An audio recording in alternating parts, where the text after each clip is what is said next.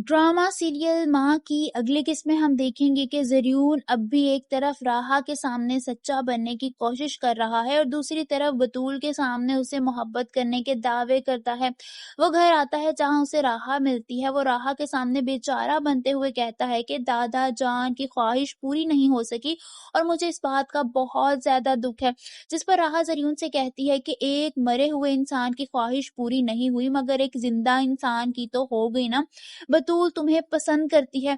जिस पर ज़रियून जानबूझकर राहा से कहता है कि बतूल की जगह तुम भी हो सकती थी। ये सुनकर राहा खामोश हो जाती है क्योंकि वो हर एक को ये बता बताकर थक जाती है कि वो अरमान के साथ नहीं भागी थी। वहीं आसिया बेगम अब बार बार राहा को अरमान के साथ भागने के ताने दे रही होती हैं। वो उसे कहती हैं कि अरमान के साथ ऐन निकाह के मौके पर भागने को तुम कुछ भी नहीं समझती राहा। राहा आसिया बेगम की बातें बहुत तहम्मुल से सुनती है। वो जानती है कि उसकी मामी की ये आदत है और वो बातें सुनाने से बाज नहीं आएंगी। दरअसल राहा को भी अब उनकी कड़वी बातें सुनने की आदत हो गई होती है। वहीं ज़रियून और बतूल दोनों डिनर पर जाते हैं जहां ज़रियून बतूल से झूठा मोहब्बत का इजहार करते हुए कहता है कि तुम्हें पता है मेरी जिंदगी की सबसे बड़ी कामयाबी क्या है, मैंने तुम्हें हासिल कर लिया है।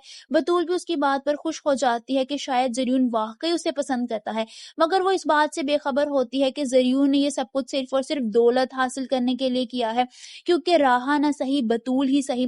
दूसरी तरफ राहा अब किसी का लिहाज नहीं करती क्योंकि अब वो मजीद अपने किरदार के बारे में किसी को बोलने की इजाजत नहीं देती।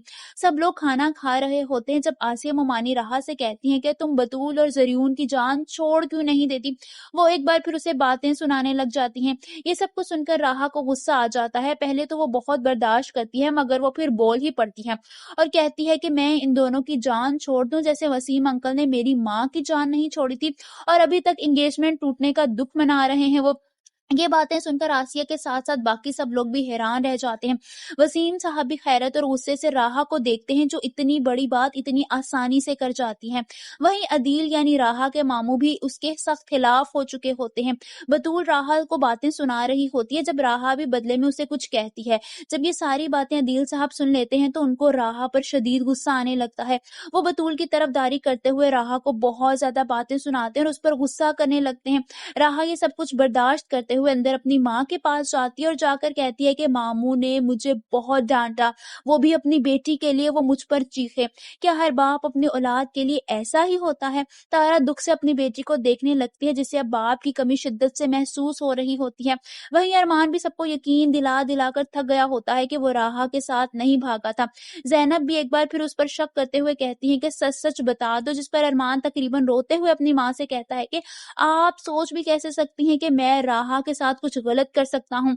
आप सबको क्या लगता है कि अरमान की सच्चाई सबके सामने ले आएगा कि राहा को उसने नहीं बल्कि आसिया बेगम ने अगवा करवाया था? कमेंट्स में अपनी राय का इजहार जरूर कीजिए।